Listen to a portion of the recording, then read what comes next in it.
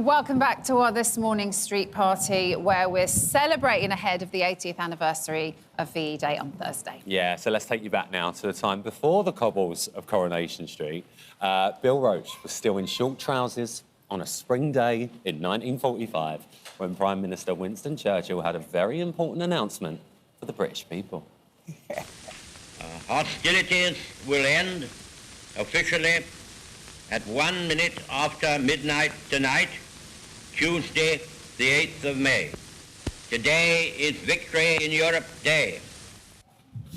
Coronation Street's Ken Barlow, that's actor Bill Roache, is here with us now. It is lovely to see you. Such a pleasure. Well done, you two. You've been absolutely brilliant today. It's so You just cold. sat down and I went, Bill, do you want some hand warmers? He went, oh, no. No. I gave him one, he touched it, he went, oh, yes, I will, yes. Thank you very much. They're lovely. It's so lovely to see you, It's though. nice Thank to be you so here. much for coming down. Thank you. You were just a young boy, weren't you? I was right. You were just a young boy. I was 13 on VE Day, and I was at boarding school in North Wales. And as children, looking back, we were very protected. So Yeah. all I knew about VE Day, instead of going into the classroom, we were told to go into the assembly hall, which was usually good news. It meant we were going to have a holiday, which we did. But first of all, they announced that Germany had surrendered, and then they said, you've got a holiday. So what we all did, we all used to go after Llandudno, go to Fort's Milk Bar, and we had milkshakes and cream buns all day. That's all I remember lovely. about it. Do you remember what the atmosphere was like? Well,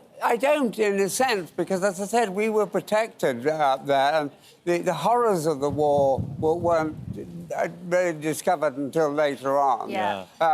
But I knew it was a very happy occasion, and Yeah. of course street parties started then, and then on the 8th of May in subsequent years, the street parties continued, and people got to know each other and help the social thing of each area. It was wonderful. And I presume as the years went on with the street parties, they got bigger as well. Oh, they got bigger and bigger and better and better, Yeah. and of course they were wonderful, and they're still happening. And And I suppose as you were growing up as well, you yes. could kind of understand actually what had been going on. Yes, more. I mean, the only thing I knew about the war, because as I said, I was at boarding school in North Wales, was no sweets. I didn't see a sweet shop full of sweets that you could go in and buy whatever you wanted until I was about 16. And just think now, you've got the cabin on tap. Yeah.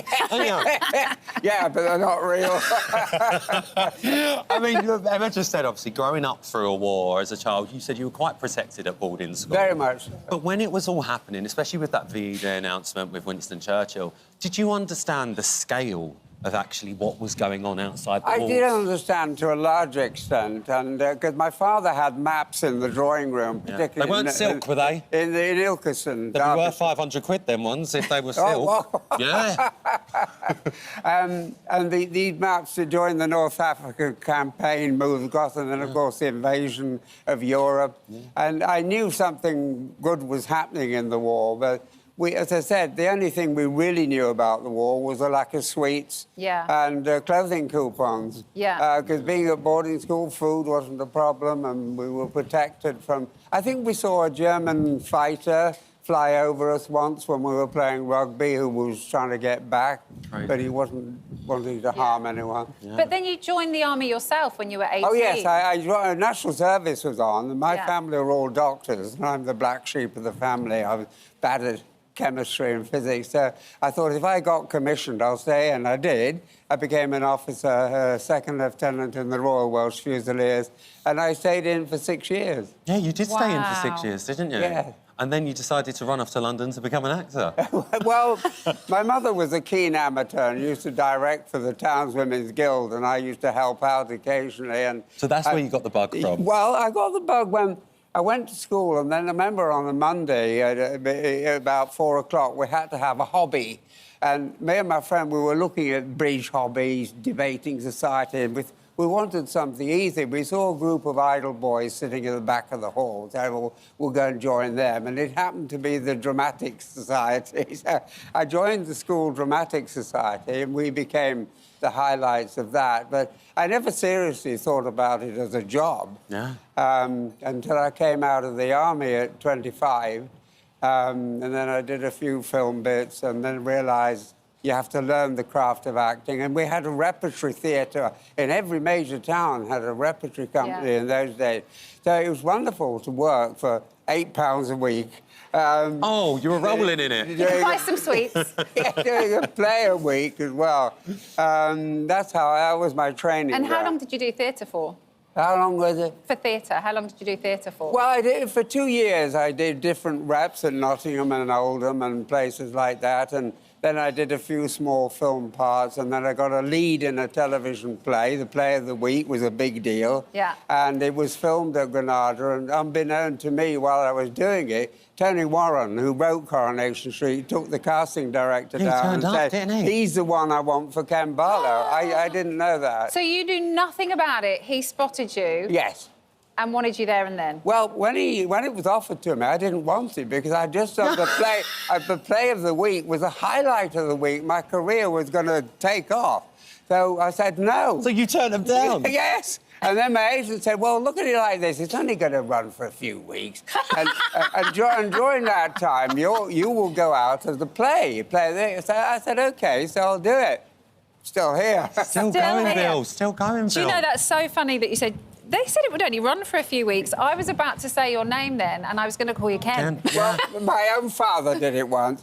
We were watching it. I remember it was an afternoon, and he just turned around and he said, Ken. Oh, sorry, Bill. I thought, right, if my own father can do it, anyone can do it. And I treated it as a nickname. Have you just loved every minute of your time at Coronation Street? I love Coronation Street, I really do. It's been your life, hasn't it? Yeah, it has been my life, yes. 60-odd years, and... I enjoy it, and it's a lovely company. I love the people I work with. And yes, long may it continue. And is it right that you are the longest-serving TV actor? In the world. I think that deserves a round of applause. Yes. In the world, in an ongoing drama in the world. Bill, do you never just think, I just want to sit down, in me pants, have a cup of tea, and not go to work? Well, we do that all the time. but we're usually arguing with each other and things like that, but we all get on very well, really.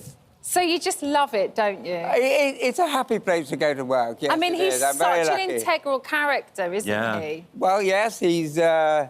I've got a wonderful dysfunctional family around me, so the stories are mainly connected with them now. I used to be the instigator of them. Now I'm usually sorting my family out. Yeah. Well, Bill, it's so lovely to see you. It's lovely to be here. Thank you for joining our party. And well done today. Thank you. It's been really good. Thank you. We've been blessed by Ken Barlow. I know! Like that. So So lovely to see. We're going to get you in that warm in a minute.